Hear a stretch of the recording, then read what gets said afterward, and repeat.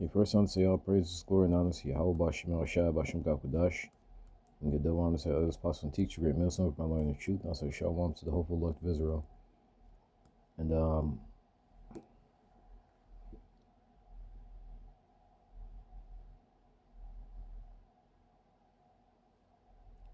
I'm gonna center this on the RFID chip.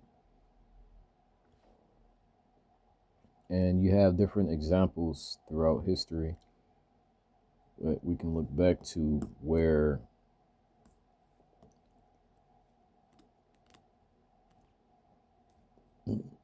Sakya,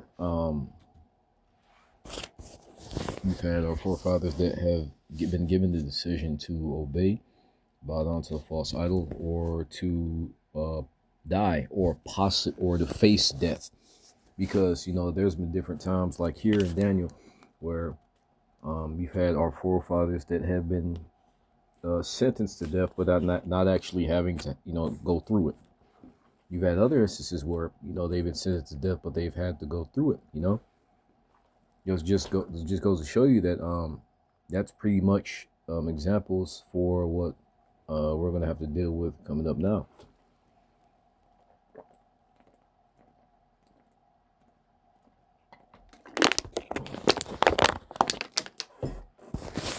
And make no mistake, because there was this video of going on around Trump at his Mar-a-Lago. I think it's a mansion or some shit, in a satanic dog mask high-end party. And the reason why I mention that is because these niggas, they worship Satan. They believe that they're getting spiritual left-hand power, and they are to a certain extent, from worshiping Satan. And the reason, like I said, I mention that because they know about spirituality. They know about the Lord. They know about the Heavenly Father's people. They know spirituality. They want to become a god. They want to be like the Heavenly Father. And that's why these things translate into them wanting to become God, and the people to bow down to them. And the reason why I mention that Mar-a-Lago thing is because, once again, that was some satanic ritual type of shit. Though they believe that there's something beyond the technology that they have, but they're using a technology as a medium in their own minds to get it, to ascend, to become something more than human, to transcend humanity into the next level of existence.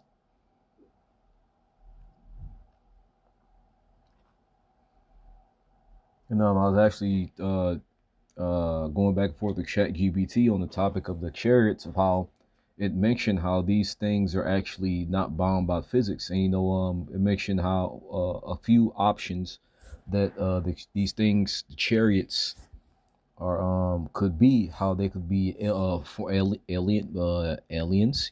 How because it goes into different studies and shit like that, because these chatbots are tools that gather information in a more efficient manner, so you don't have to go looking for yourself. So it brought together all these different studies and these different talking points that scientists and people who study this shit are pretty much debating over. And one of the things that mentioned how scientists are talking about how these could actually be from a higher plane, from what was it, a 4D, 5D, 6D existence, fourth, fifth, sixth dimension, but they know what these are, that these are, it's beyond technology. There's something more out there, and they want to claim that power. Remind you, the average peon doesn't understand the term ambition. The scriptures talk about how Esau accomplished a diligent search. He's diligent in his searching out of things. And for example, how do you know which plants are poisonous and which plants aren't? Shit had to be tested over and over again. All these different things, these different intricate systems with computers, or food, how there's certain There are certain foods that if you blend together, you get a certain reaction, or certain things that you blend together, you get a certain reaction that have to have been tested constantly.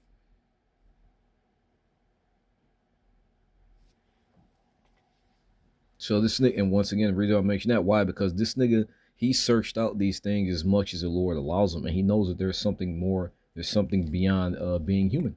The irony in that is that the Israelites have been given that, but our people don't want it. Yet Esau, this nigga, he delegates, billions upon trillions, quadrillions of dollars to researching these things in an attempt to acquire them because he wants to be God. And when you have all the money, you already know what the guy said. You have all the power. The last thing that you don't have is a complete control and a domination over minds of men. Because nowadays, people can say something. They can express their dissatisfaction with the leadership, but with that ship, they're not going to be able to do that. You're literally going to be able to turn off someone's life with the flip of a switch or the press of a button. You don't have that now. You don't have that, that willingful domination. People coming down to bow down to you willingly. And that's what he wants. This is an example of that. But I'm gonna go to 2nd Esdras. I think it's 16 and 70, or maybe 60.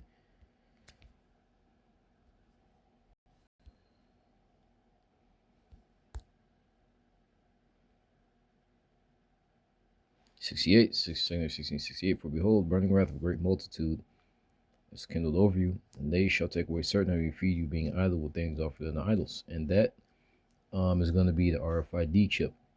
And you have different instances, like with Eleazar in 2nd Maccabees chapter 6,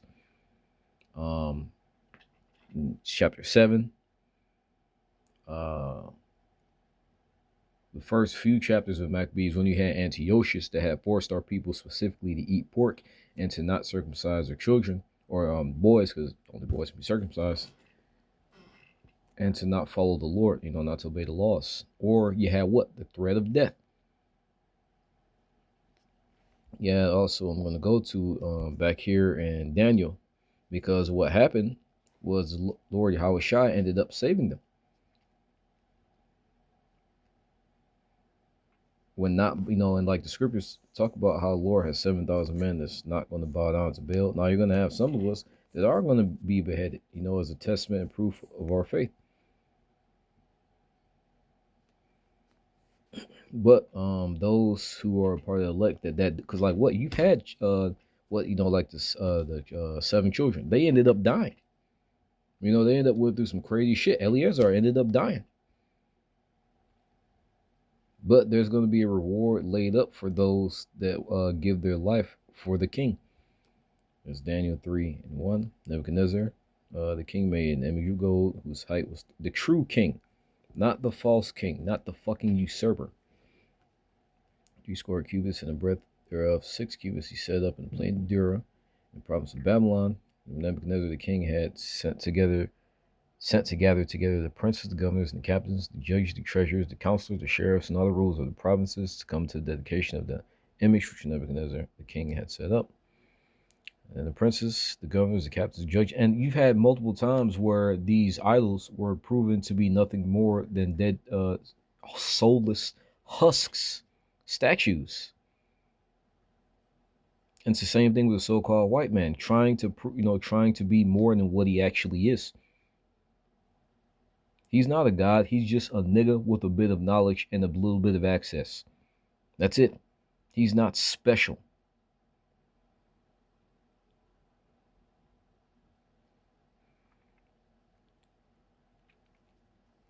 We're gathered together unto the dedication of the image the Nebuchadnezzar the king has set up, and they stood before the image the Nebuchadnezzar had set up.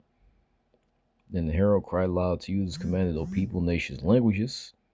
And what? At that time, he was in control of the known world, And the same thing going on with America. They're in control. They have influence over the whole world.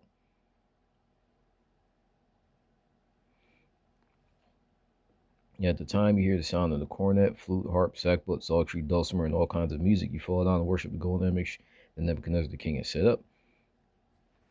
Whoso falleth not down to worshipeth, that same hour shall be cast into the midst of burning fiery furnace. Death. If you don't bow down, death. And what's going to happen with the RFID chip? Essentially death. Because like what, you get locked out. You're gonna have to rely on the Lord. You got different instances with that. I think it was Habakkuk. Well, I think it was Habakkuk that you had the angel that had pretty much had them make some food and teleported over to where Daniel was. But you've had the Lord that took care, like he was in the lion's den, certain fucking death, and starved lions that certain fucking death. But you had the Lord protect Daniel and also give him provisions. That's an example of what the Lord is going to be doing for those who don't bow down. Those who don't bow down when during the time of Jacob's trouble, and even now. Because you have some other parts of the hard mention, and I think it made a video. I know it was this week. I'm not sure if it was yesterday or the day before, but he mentioned how that the thing without the what's that shit, that the first shutdown there from October to November, where people were losing their shit because they couldn't get food stamps. They were crying to the government. They weren't crying to the Lord. They were crying to the government for help. And you have the stabby webby, the big pokey, the jab. What happened? People couldn't get people wouldn't be able to go to their jobs. They'll be fired, which a lot of people ended up getting their jobs back and didn't get fucking fired. But the mere threat of that happening prompted people to go get that bullshit put into them. Mind you, they said it was experimental, but those are tests, that show, and a lot of it was Jake, and that shows you the mindset of these people. How during time of trouble, and just like how our people have usually, it happened a lot, with how during times of trouble our people turn to heathen nations for help. You had that happen in Hosea, 2 Kings 15 or 16. Well, 14, 15, 16. I know it happened in 15. We had that come to mind with the Northern Kingdom. When they turned to the if I remember correctly, I believe they're Syrians for help.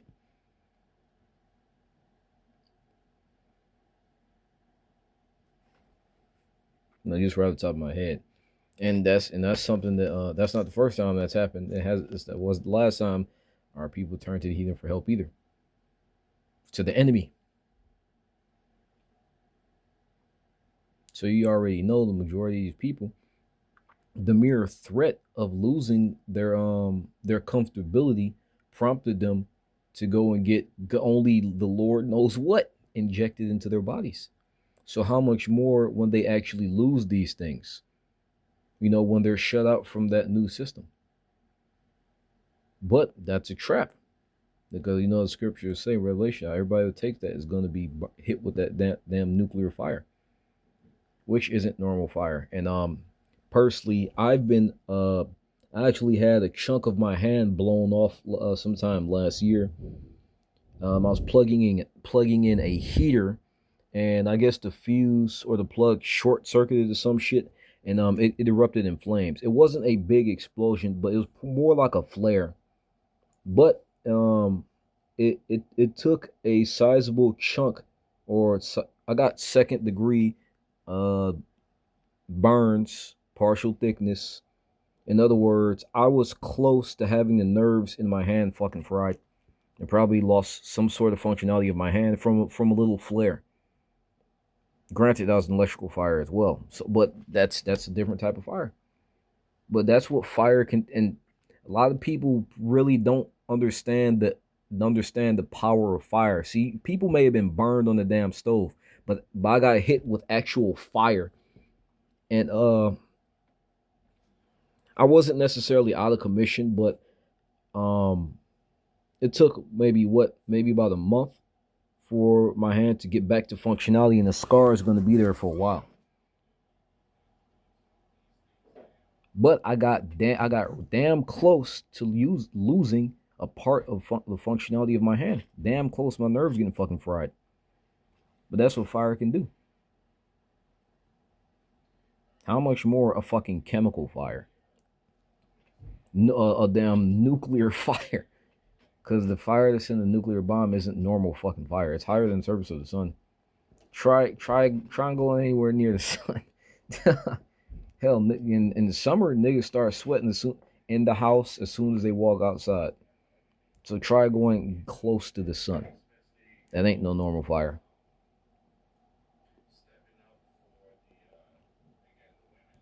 Wherefore, all that time, certain Chaldeans. Now I'm just going to jump down to the point.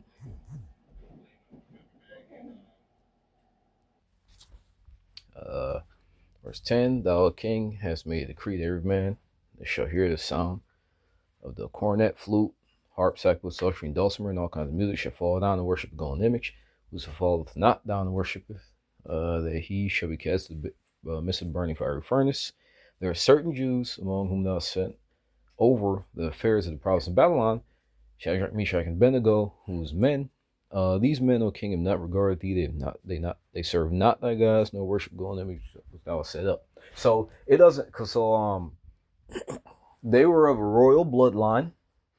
Judah, they were royalty. They weren't the low level niggas. They were royalty.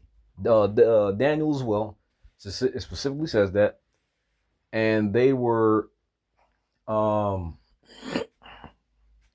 they were intelligent, taught all sorts of things. Taught in Babylonian culture when they got taken into captivity. If I remember correctly, they had to pretty much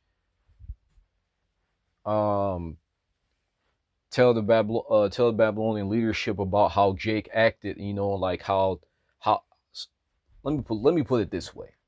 When they took over our people, they pretty much when you take over a country or a nation of people, you have to understand how the people think, right? Because if you do some shit, then that might spark some type of fucking crazy uprising or some shit. And people just lose their goddamn shit. You have to know about the people that you're taking over, and that's pretty much what happened. They had to learn about who are these people, what God do they worship, what do they respond to, stuff like that. So they learned that from the royalty, and they had the royalty learn of their ways as well. I'm not sure if representatives is the correct term to use, but I don't want to use that term. But that's pretty much how the thing went down, or a little bit how the thing went down. Hope that made sense. But they were in Babylonian Empire, they were high ranking people, and even them, they weren't given exception. And the same thing now. You think now niggas, you have niggas that have money. You got niggas that may be up there in the fucking higher, echelons, rubbing elbows with fucking Trump in the goddamn dog mask. But they were jakes, so they weren't given fucking exception. All you rich niggas with money, y'all gonna have to bend the fuck over and take that damn chip too. Or you get your fucking head cut off. No, and that's the thing. Even if you do take it, you know how the so-called white man is. He's a petty, evil, vile piece of shit who doesn't keep his fucking word. So he'll probably kill you anyway.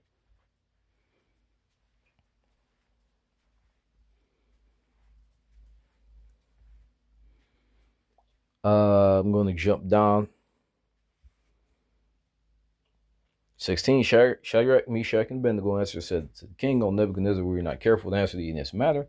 If it be so, our power whom we will serve is able to deliver us from burning fiery furnace, he will deliver us out of thine hand, O king. But if not, be it known unto thee, O king, that we will not serve thy God. So either way, whether the Lord decides to save them or not, they're still not going to bow the fuck down. And you have our people that because pretty much you put yourself in this setting because you're facing death. You're going through all types of shit. Shit in your mind. Your flesh is getting to you and whatnot.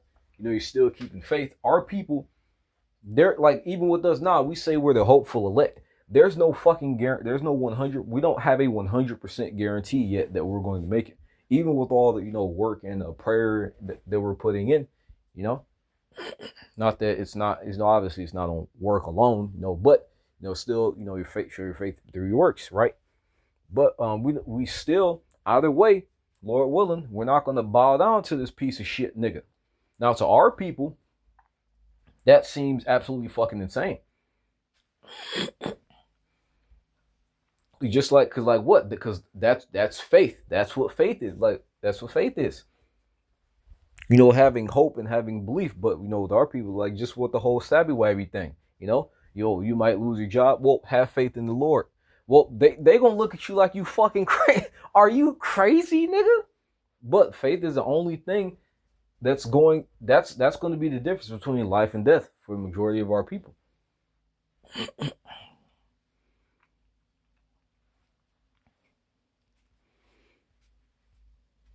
But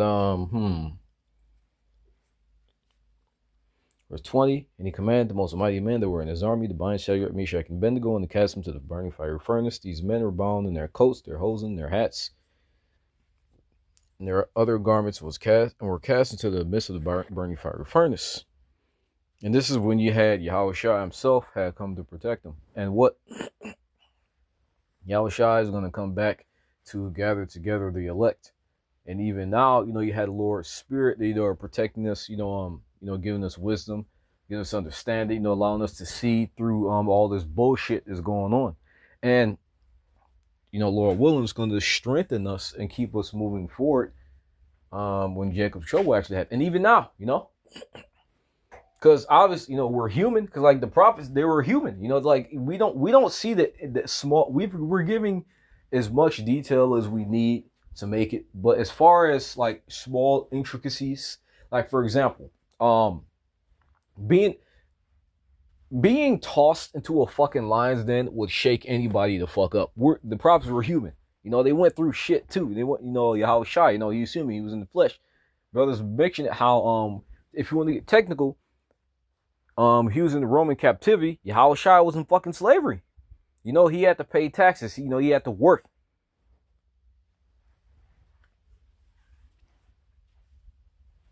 The prophet, they're human. We were human.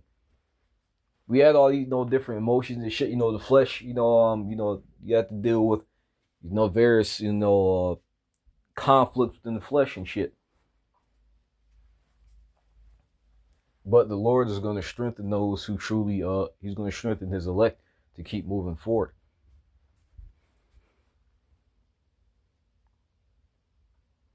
And taking a look at all these things, we see Jacob's trouble on the right. What was that? You had a couple more people that just got fucking murdered by Trump's death squad. Or one of his death squad. His amateur death squad. And them niggas ain't get punished or nothing. He said keep it moving. If anybody else, shoot them motherfuckers.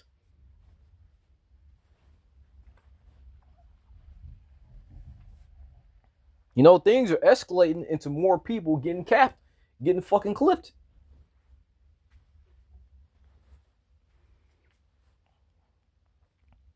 But Yahushua came and protected them, saved them. But you have other instances where that didn't happen, where they had to go through with that death, but they still held on to their faith to the fucking end.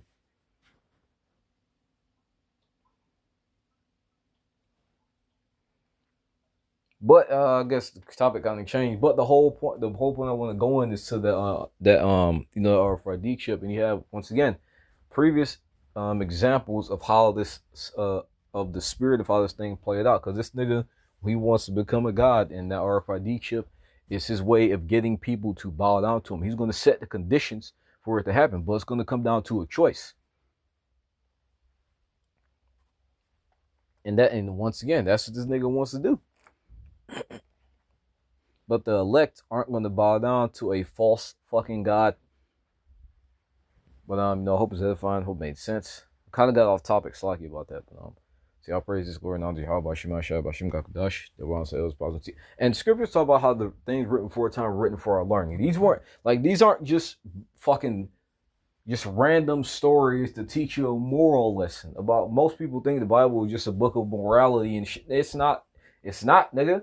I mean, yes, it has it in there, but this is preparation for the shit that's coming.